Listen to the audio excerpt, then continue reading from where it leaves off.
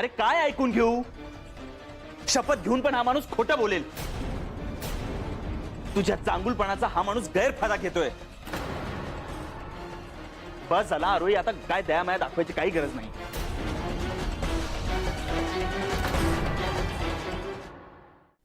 बरोबर आहे तुझं तन्मय.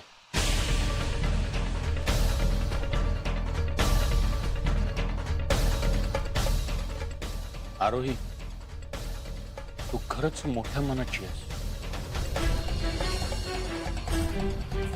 तू मागचं सगळं विसरून नंदिनीला इथे घेऊन आलीस. खरं तर तिचं इथे येणं तिच्या फायद्याचं असलं तरी ते तुझ्या जीवावर बेतू शकतं.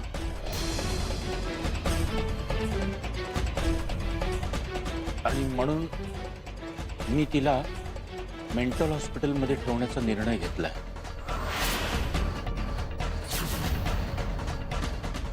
तू देखील मला माझ्या मुलीसारखीच आहेस. त्यामुळे एकीला सुधारण्यासाठी मी दुसरीचा जीव धोक्यात घालू शकत नाही. त्यामुळे नंदिनीला इथून नेण्याची परवानगी मागतोय.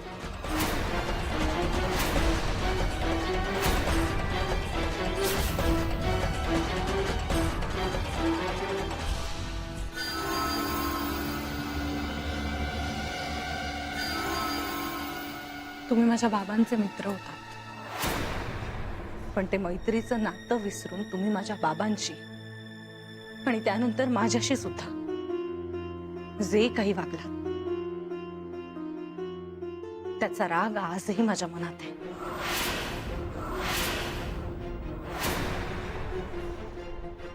आणि तो यापुढेही असेल. पण माणुसकीच्या नात्याने मी आता तुमची अवस्था अगदीच समजू शकते.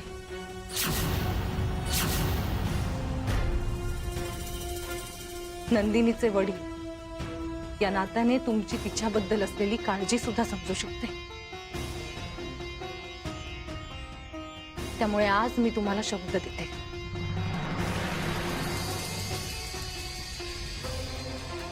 नंदिनीला आता बरं करूनच इथून परत पाठवेन. आणि त्यासाठी मला काहीही करावं लागलं ना तरी ते करायची तयारी आहे माझी.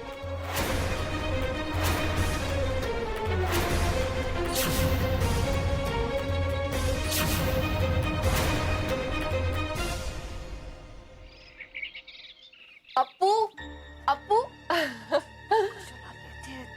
कशी आहेस तू? ए तू कॉलेजला निघालीस? हो. ए मी ड्रॉप करू? नाही नाही नको, कशाला. बरं.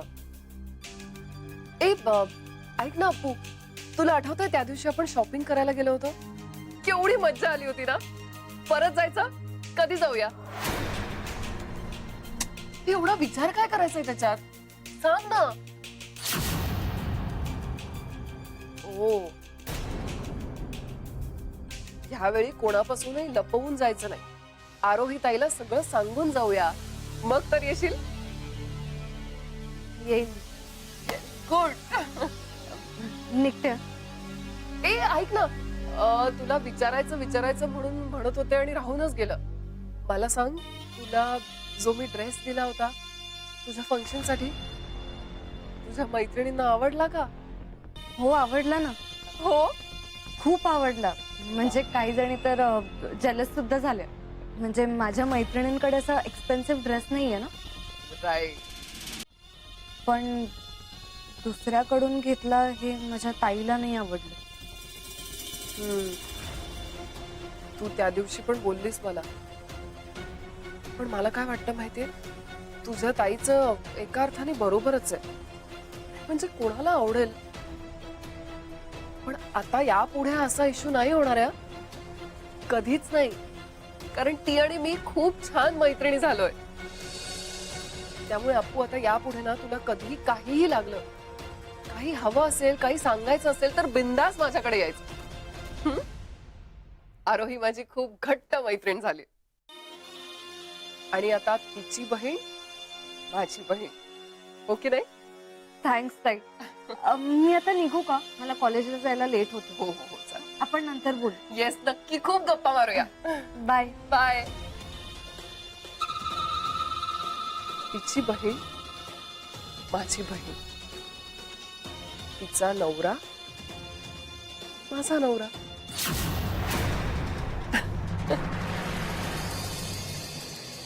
तुम्ही आता नंदिनीची काळजी अजिबात करू नका. हे घर सुद्धा आता तिचंच असल्यासारखं आहे. आणि हो, तिच्या उपचारांसाठी डॉक्टरांना सुद्धा आता इथेच यायला सांगा.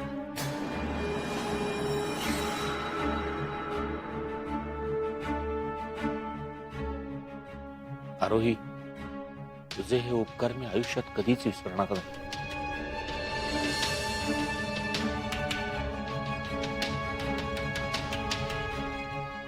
आणि आणखीन एक परवानगी तुम्हाला द्यावीस.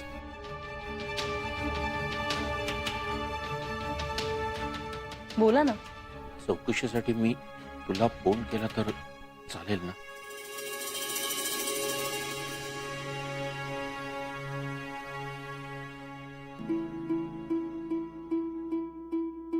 हो, काहीच हरकत नाहीये.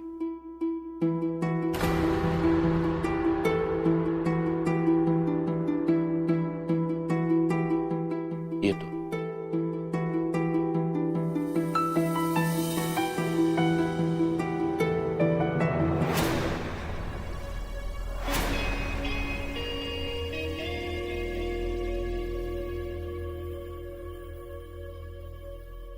तन्मय, तू सुद्धा आता निश्चिंतपणे ऑफिसला जा.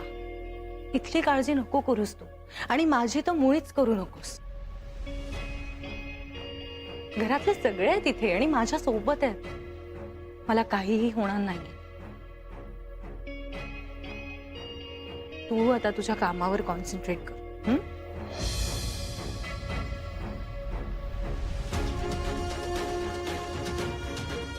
आरोही,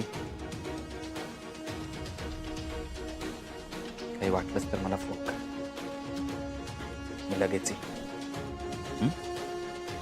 नाम्या, हा मी आलो ना.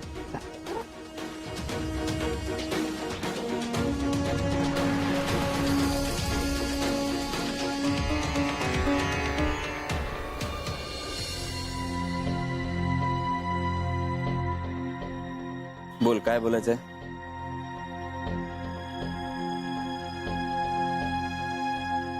बोल. साहेब, आजवर मी खूप चुकीचा वागलो आणि आरोहीताईंनी फार मोठ्या मनाने मला माफ केलं. त्या राया जबडे सारख्या माणसाला त्यांनी माफ केलं. आरोहीताईचं हे वागणं बघून ना आज माझे डोळे उघडले. मग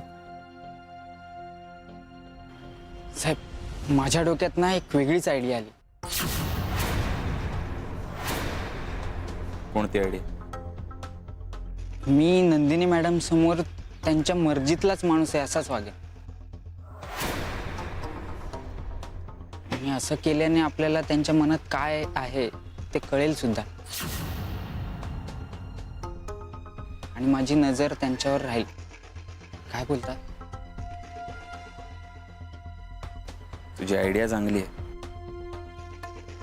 पण ती नंदिनी काय कमी स्मार्ट नाहीये. तिला तुझ्यावर थोडा जरी डाऊट आला तर ती भलते सलते गैरसमज करून घेईल आणि तुझा राग ती आरोहीवर काढेल. आणि मला ते नकोय. मला आरोहीची काळजी वाटते. मी तुम्हाला प्रॉमिस देतो, मी आरोही ताईंच्या अंगावर एक ओरखडा सुद्धा आणू देणार नाही. माझ्यावर विश्वास ठेवा साहेब.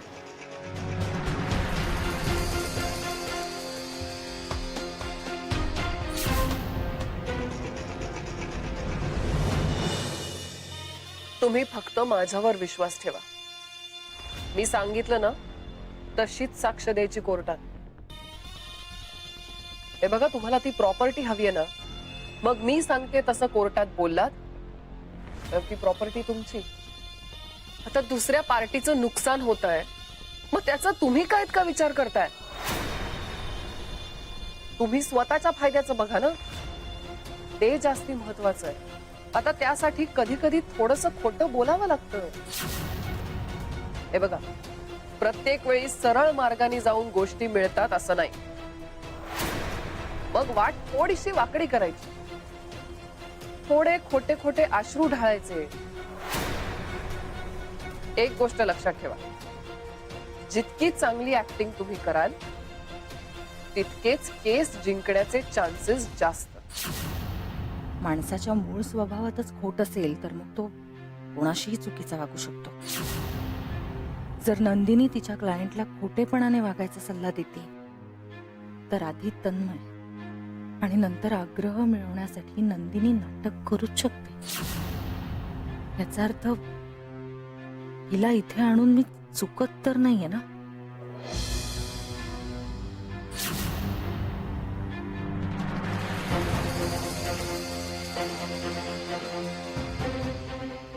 हो, अशा आजारात रुग्णाला अचानकपणे कोणाबद्दल तरी आकर्षण वाटतं आणि मग त्या व्यक्तीचं आपल्यावर खूप प्रेम आहे अशी ते स्वतःची समजूत घालून घेतात.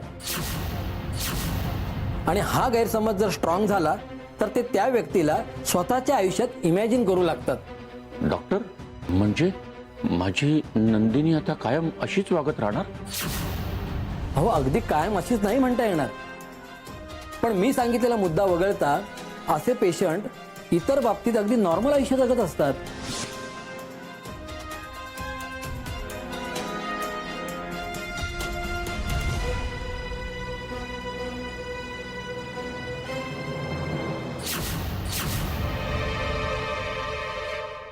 आरोही, अगं तू कधी आलीस? तू फोनवर बोलत होतीस ना तेव्हा. अच्छा. क्लायंटचा फोन होता का? हो ना, उद्या डेट आहे ना केसची, त्या संदर्भात त्याच्याशी बोलत होते. त्यांना सांगत होते, समजवत होते काय बोलायचं कोर्टात. काय होतं ना, काही काही लोक स्वतःच्या साधेपणामुळे हातात आलेली केस गमावून बसतात. हो, मग त्यांना नीट समजावून सांगावं लागतं आणि मग कोर्टात पाठवावं लागतं. म्हणजे साधेपणाने वागणं माणसाला त्रासदायक ठरू शकतं असं म्हणायचंय का तुला? डिपेंड्स. केस कशी आहे त्याच्यावर अवलंबून आहे ना. ऐक ना, माझ्या प्रोफेशन बद्दल आपण नंतर खूप गप्पा मारूया.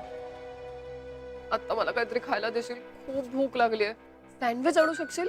एक मिनिट, तन्वीने खायला नाही दिलं तुला काहीच? दिलं, पण मी नाही खाल्लं. आरोही, मी खरं सांगू, ह्या घरात ना तुझ्याशिवाय इतर कोणाकडून काहीही घ्यायला मला खूप भीती वाटते बघ. हा ग, पण का? कारण जाऊ दे ना, ते प्लीज नंतर डिस्कस करूया का? पोटात कावळे ओरडतायत, सँडविच हवाय, प्लीज लवकर. आणि हो, तोपर्यंत मी तन्मयचा टिफिन भरून ठेवला ना, तो त्याला देऊन येते. नंदिनी, अगं तन्मय मगाशीच गेला ऑफिसला. काय? हे काय वेड्यासारखं बोलतेस? अगं हो, मी खरं सांगतेय, तो मगाशीच ऑफिसला गेला. मी स्वतः त्याचा टिफिन त्याला दिला आणि मी त्याला नाही नाही, मला सांगितल्याशिवाय तो घराबाहेर पडूच शकत नाही. मला सांगितल्याशिवाय तो कुठलंच काम करत नाही आरोही. आणि तुला असं म्हणायचंय की मला न सांगता त्यांनी तुला सांगितलं? असं होऊच नाही शकत.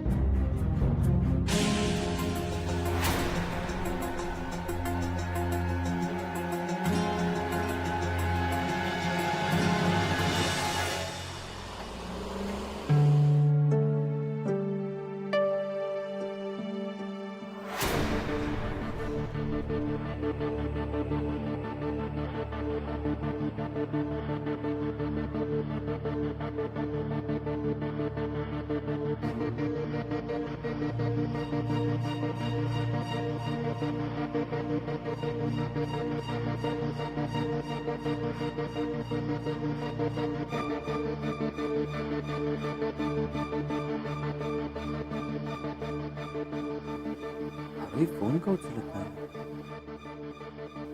काय प्रॉब्लेम तर झाला नसेल ना? नंदिनीने नवीन काही तन्वीला फोन करतो, तिला माहित असेल आरोही काय करते.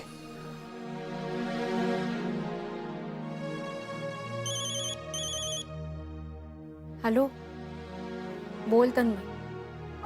अगं ताई, आरोही कुठे आहे? मी कधीपासून फोन करतोय, तू फोन उचलत नाहीये. बिझी आहे का? नको ते काम करण्यात बिझी आहे. म्हणजे अरे म्हणजे आपण सगळे नको म्हणत असताना पण तिने स्वतःवर एक वाढीव काम घेतलंय ना, तेच करते. अरे यार, ही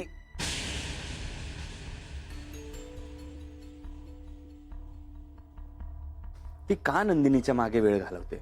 फुकट वेळ घालवतीये असं म्हण. अरे आता ती नंदिनीची फक्त सेवा करायची बाकी आहे. एखाद्या पेशंटला सांभाळायला एक प्रायव्हेट नर्स असते ना, अगदी तशी अवस्था करून घेणार आहे आरोही स्वतःची. मला तर पुढचं चित्र पण स्पष्ट दिसतंय. नंदिनी तिला नाचवणार आणि आरोही नाचणार. हे आरोही तिला एवढं का अटेंड करते? घरात इतर जण आहेत ना. अरे हो, पण नंदिनी ते मान्य करत नाही ना, आणि आरोहीला ते पटत नाही. आपण कुणाचं काम करावं आणि कुणाचं नाही याचं भानच ठेवत नाही आरोही. मी तुला सांगते तन्मय, आरोहीच्या साधेपणाचा नंदिनी गैरफायदा घेणार आहे.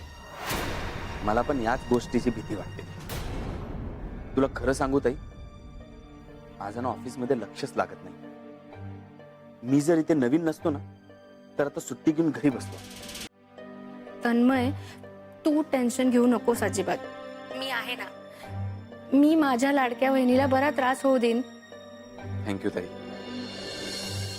प्लीज जरा लक्ष दे तिकडे. आरोहीला अजिबात एकटं सोडू नकोस. हा, काळजी घे तिची. डोंट वरी, माझं लक्ष आहे. तू फोन ठेव आणि कामाला लाग. संध्याकाळी वेळेत घरी यायचंय ना. बाय.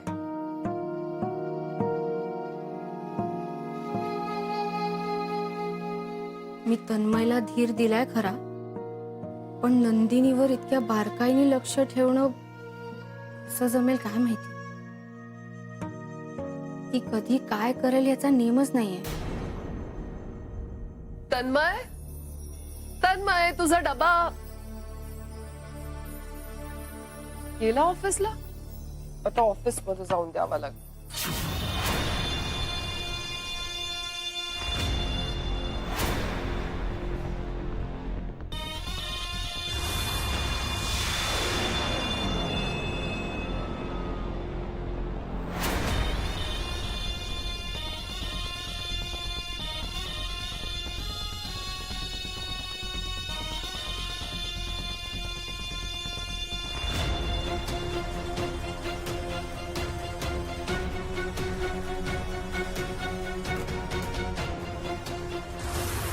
वाव,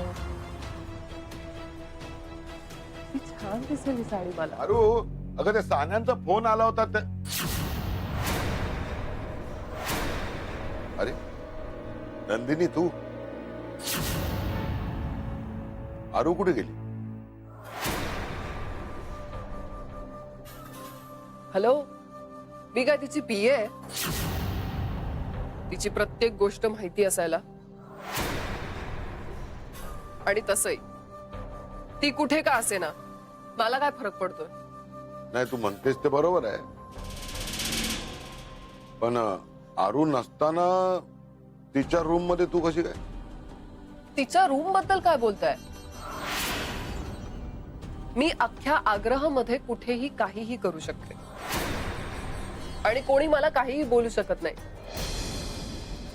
कारण आग्रह माझ्या मालकी. काय? हो, मी आग्रह मधून कोणालाही बाहेर काढू शकते. Let me think. तुम्हाला, तन्मयच्या बहिणीला, त्याच्या आईला किंवा आरोहीला, आणि कोणी मला काहीही बोलणार नाही. तन्मय सुद्धा, कारण तन्मय फक्त माझा आहे. Okay bye.